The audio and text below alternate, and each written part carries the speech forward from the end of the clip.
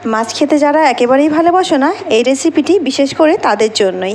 এই রেসিপিটি একবার যদি বানিয়ে খাও, তারপর থেকে মাছ খেতে ভালোবাসি না এই কথাটা বলতে কিন্তু একেবারেই ভুলে যাবে। আসসালামু আলাইকুম বন্ধুরা, আমার হেসেলে আপনাদের সকলকে জানাই স্বাগত।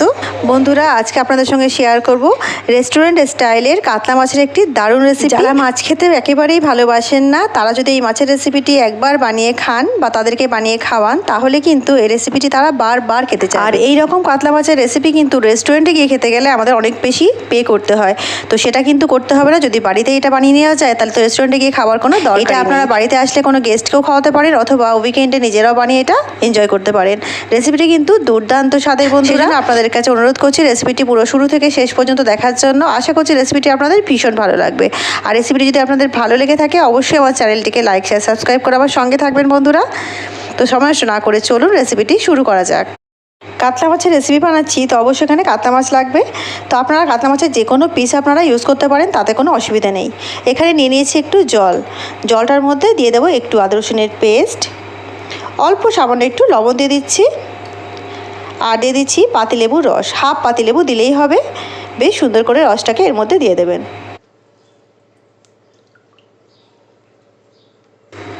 একটু হাত দিয়ে জলটাকে মিশিয়ে নিচ্ছি, যাতে সবকটা উপকরণ খুব সুন্দরভাবে জলের সঙ্গে মিশে যায়। এইবারে আপনার পছন্দের মতো যে কোনো পিস আপনারা এর মধ্যে একটু ভিজিয়ে দেবেন। যে কটা রান্না করতে চাইছেন সেই কটা পিস নিয়ে এর মধ্যে ভিজিয়ে দিতে হয় বন্ধুরা। আর মোটামুটি এটাকে 15 মিনিট মতো ভেজাতে হবে। তা আমি এই কটা পিস আমার পছন্দ মতো নিয়ে নিলাম, নিয়ে এইগুলোকে একটু চান করতে দিলাম। এরা যতক্ষণ চান করবে ততক্ষণ আমরা বাকি কাজগুলো সেরে নেব। যা গরম পড়েছে, চান করতে ওদের বেশ মজা লাগবে, তাই না বন্ধুরা? তো চলুন বাকি কাজগুলোকে করে ফেলি। এই মাছগুলোকে আবার আমি ঢেকে দিচ্ছি এয়ারটাইট কন্টেনারে। আবার এটা চলে যাবে ফ্রিজারে। এটা রেখে দেবো ভালো করে আবার পরে রেসিপি বানানোর জন্য। আর এখানে কিছু বাদাম নিয়ে নিয়েছি, আর এখানে নিয়ে নিয়েছি আমি কিছু কিশমিশ। তো এখানে আমি আমন্ডস ইউজ করছি, আপনারা চাইলে কাজুও ইউজ করতে পারেন। এগুলোকে একটু ভিজিয়ে রেখে দিয়েছি। তো বন্ধুরা দেখুন, মাছগুলো যখন 15 মিনিট হয়ে গেছে, সুন্দর করে এখানে আমি জল ঝরিয়ে তুলে নিচ্ছি মাছগুলোকে। মাছগুলো তোলা হয়ে গেছে, একটু নুন হলুদ মাখিয়ে নেবো মাছগুলোর মধ্যে। সুন্দর করে লবণ আর হলুদটাকে মাছের মধ্যে মাখিয়ে দিতে হবে। ঘষে ঘষে হাত দিয়ে সুন্দর করে কিন্তু লবণ আর হলুদটাকে মাছগুলোর মধ্যে মাখিয়ে নিতে হবে আলতো হাতে। তো এখানে কড়া গরম করে নিয়েছি, গ্যাস অন করে কড়া চাপিয়ে দিয়েছিলাম আগে থেকেই। আর এখানে দিয়ে দিলাম একটু ঘি 1 চামচ, আর তার সঙ্গে দিয়ে দিচ্ছি সাদা তেল। 1 মুঠো পেঁয়াজ কুচি দিয়ে দিচ্ছি। এটাকে দিয়ে বেরেস্তা বানিয়ে আমি রেখে দেবো তুলে সবার প্রথমে। বেরেস্তাটা আবার ইউজ হবে লাস্টের দিকে, সেই জন্য আগে কিন্তু বেরেস্তাটা বানিয়ে রেখে দিতে হবে। বেরেস্তা বানানো হয়ে গেছে, এটাকে সুন্দর করে তুলে তেলটা ঝরিয়ে ভালো করে তুলে রাখবো। আর বন্ধুরা অবশ্যই এটা কিন্তু গ্যাসের ফ্লেমটাকে একেবারে কম করে দিয়ে তবেই তুলবে, নাহলে কিন্তু খুব তাড়াতাড়ি কিন্তু এটা পুড়ে যাওয়ার ভয় থাকে। তো সেই কারণে কিন্তু এইভাবে আগে থেকে কিন্তু গ্যাসের ফ্লেমটা হয় অফ করে দেবেন, না হয় কিন্তু আস্তে করে রেখে তুলবেন। আর এখানে যে মশলাগুলো দেখছেন, দুটো মিডিয়াম সাইজের পেঁয়াজ আমি এখানে কুচি করে রেখেছি, এখানে একটু আদা, একটু রসুন রেখেছি, একটা বড় সাইজের টমেটো রেখেছি, আর কিছু গরম মশলা রেখেছি। গরম মশলার মধ্যে একটা ছোট্ট জায়ফলের টুকরো নিয়েছি, দেখতেই পাচ্ছেন খুবই ছোট। আর এখানে একটু গোলমরিচ নিয়েছি, একটা দালচিনি নিয়েছি, একটুখানি আমি এখানে জয়িত্রী নিয়েছি বন্ধুরা, আর 4টে ছোটো এলাচ নিয়েছি। তো এইগুলোকে কিন্তু একসঙ্গে আমরা ফ্রাই করে নেব। তো আমি আগেই তেলের মধ্যে দিয়ে দিয়েছিলাম আদা রসুনটা, তার সঙ্গে দিয়ে দিলাম গরম মশলাগুলো, এবং দিয়ে দিচ্ছি পেঁয়াজটা, কাঁচা লঙ্কাগুলো, আর দিয়ে দিচ্ছি টমেটো। এই সব কটাকে আমরা ভাজা করে নেব সুন্দর করে। তো গ্যাসের ফ্লেমটা আমি এখানে জোরে রেখেই করছি, আপনারাও এখানে গ্যাসের ফ্লেমটা অবশ্যই জোরে রেখে করতে পারেন, তবে খেয়াল রাখবেন যেন পুড়ে না যায় মশলাটা। এটাকে সুন্দর করে কিন্তু ভাজা ভাজা করে নিতে হবে। তো বন্ধুরা দেখুন, যখন এইরকম ভাজা ভাজা হয়ে আসবে, তখন এর মধ্যে দিয়ে দিচ্ছি আমি ভিজিয়ে রাখা বাদাম আর কিশমিশগুলো। তো কিশমিশ আর বাদামগুলো দিয়ে একটু ভাজা ভাজা করে নিতে হবে। দেখতেই পাচ্ছেন বাদামটা বেশ ভালো ফ্রাই হয়ে গেছে। তো এইভাবে এটা যখন পুরোপুরি ফ্রাই হয়ে যাবে সুন্দর, এইভাবে ঠিক যেরকম আমি দেখাচ্ছি এরকম কিন্তু ফ্রাই করতে হবে। তেল ছড়িয়ে এটাকে সুন্দর করে আমি একটা মিক্সিং জারের মধ্যে তুলে নিচ্ছি ডাইরেক্টলি একদম। ভাজাটা সুন্দর করে এই কারণেই করতে বলছি, কারণ ভাজাটা যত ভালো হবে, আমাদের মশলা কষানোর সময় কিন্তু আমাদের মেহনতটা ততটাই কম হবে। ভাজাটা যদি ভালো করে হয়, তাহলে কিন্তু মশলা কষানোর সময় বেশিক্ষণ কষাতেই হবে না, মশলাটা খুব তাড়াতাড়ি রান্নাটা হয়ে যাবে। সেই কারণে কিন্তু খুব সুন্দর করে ভাজা করে নিলাম মশলাগুলো। এইবারে এই যে বাকি ওই তেলটা রয়েছে, এর মধ্যে আমি মাছগুলোকে ভাজা করে নেব। আমি কিন্তু এক্সট্রা এতে কোনো তেল দিলাম না বন্ধুরা, এই তেলেই মাছগুলো ভাজা করে নিচ্ছি। মাছগুলো বেশ সুন্দর করে কিন্তু ভাজা করে নিতে হবে, যেন কাঁচা কাঁচা ভাব না থাকে মাছের মধ্যে। খুব কড়া না করলেও মাছটা যেন ভালো ভাজা হয় সেটা কিন্তু অবশ্যই লক্ষ্য রাখতে হবে। মাছগুলো ভাজা হয়ে গেছে দেখুন, ঠিক এইরকমভাবে ভাজা করতে হবে। তেল ঝরিয়ে মাছগুলোকেও তুলে নিচ্ছি আমি একটা সার্ভিং বোলের মধ্যে। এতেই আমি পরে সার্ভ করব, সেই কারণে কিন্তু এতেই তুলে নিচ্ছি। বুঝতেই পারছেন যতটা কাজ কমিয়ে রাখা যায় আগে থেকে, তাই না? অন্য একটা জায়গায় নিলে কিন্তু সেই জায়গাটা নোংরা হবে, তার থেকে দরকার নেই। এতে আমি সার্ভ করবো, তো এতেই তুলে নিচ্ছি মাছগুলোকে। এবারে চলুন, মাছ ভাজা তো রেডি হয়ে গেল।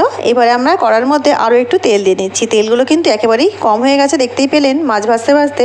সেই কারণে আমি আরও অল্প একটু সাদা তেল ইউজ করলাম। এতে দিয়ে দিচ্ছি একটু ফোড়ন, 2টো শুকনো লঙ্কা, একটা তেজপাতা আর একটু গোটা জিরে ফোড়ন দিয়ে দিলাম বন্ধুরা। ফোড়নটাকে জাস্ট 30 সেকেন্ডস মতো একটু ফ্রাই করে নিতে হবে। আর বন্ধুরা এই রান্না কিন্তু সাদা তেলেই করতে হবে, তবে কিন্তু একেবারে সুন্দর দারুণ রেস্টুরেন্টের মতো ফ্লেভার হবে এই রান্নাটার মধ্যে।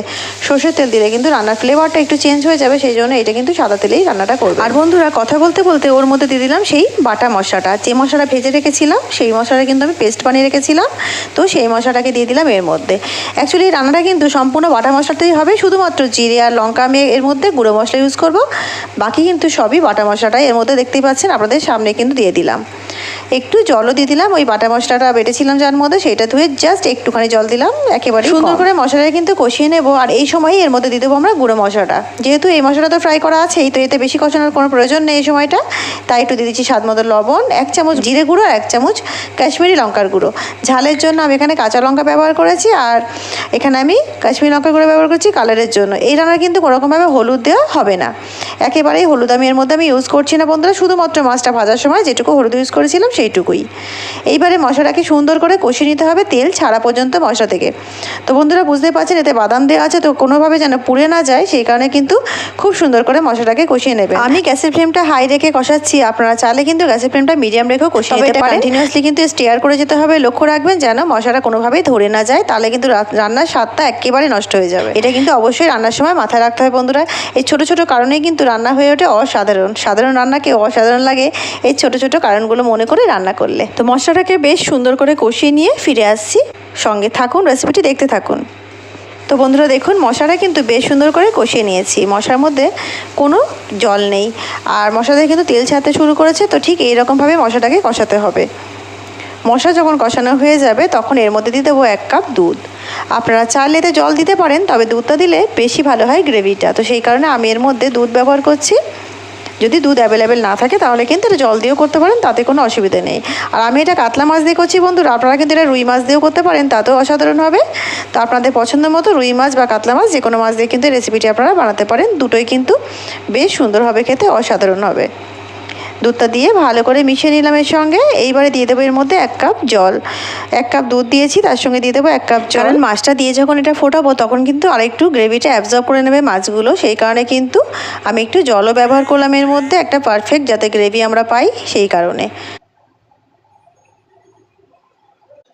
এইবারে দিয়ে দিচ্ছি ভেজে রাখা মাছগুলো।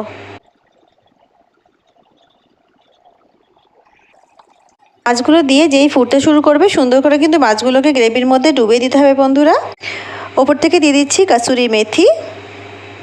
তো বন্ধুরা আপনারা চাইলে কিন্তু ধনেপাতাও ইউজ করতে পারেন, যদি কাসুরি মেথি অ্যাভেলেবেল না থাকে তাহলে কিন্তু আপনারা এখানে ধনেপাতাও ব্যবহার করতে পারেন। আমি দিয়ে দিলাম কাসুরি মেথি, এতে ফ্লেভারটা কিন্তু দারুণ আসে, একেবারে রেস্টুরেন্টের মতো, সেই কারণে আমি এখানে কাসুরি মেথি ইউজ করছি। যদি বাড়িতে কাসুরি মেথি থাকে তাহলে কিন্তু অবশ্যই ইউজ করবেন। এবারে এটাকে ঢেকে দিলাম, ঢেকে দিয়ে গ্যাসের ফ্লেমটা কিন্তু একেবারে লো মিডিয়াম রেখে দেবো। লো মিডিয়াম রেখে এটাকে 10 মিনিট আমরা কুক করব। তো বন্ধুরা দেখুন ফিরে এসেছি 10 মিনিট পর। কত সুন্দর একটা কালার এসছে, দেখেই বুঝতে পারছেন বন্ধুরা, অসাধারণ কিন্তু কালারটা এসছে। ভীষণ লোভনীয় রেসিপিটি, একবার করে খেলে কিন্তু বারবার খেতে ইচ্ছে করবে।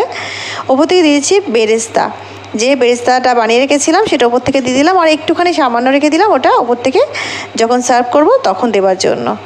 বেরেস্তাটা দিয়ে দিলাম বন্ধুরা, দিয়ে একটু সুন্দর করে খালি মিশিয়ে নিতে হবে। তো বন্ধুরা কাতলা মাছের রেসিপিটি আমার একেবারে রেডি হয়ে গেছে, চলুন সার্ভ করে দেখাই। তো বন্ধুরা রেসিপিটি আপনাদের কেমন লাগলো অবশ্যই কমেন্ট করে আমাকে জানাবেন। রেসিপিটি যদি আপনাদের ভালো লেগে থাকে অবশ্যই আমার চ্যানেলটিকে লাইক শেয়ার সাবস্ক্রাইব করে আমার সঙ্গে থাকবেন। তো বন্ধুরা রেসিপিটি পুরো দেখার জন্য আপনাদের সকলকে জানাই অসংখ্য ধন্যবাদ। দেখা হচ্ছে একটা অন্য নতুন রেসিপির সঙ্গে। ততক্ষণ সবাই ভালো থাকুন, সুস্থ থাকুন, আর অফকোর্স আমার সঙ্গে থাকুন। আল্লাহ হাফিজ।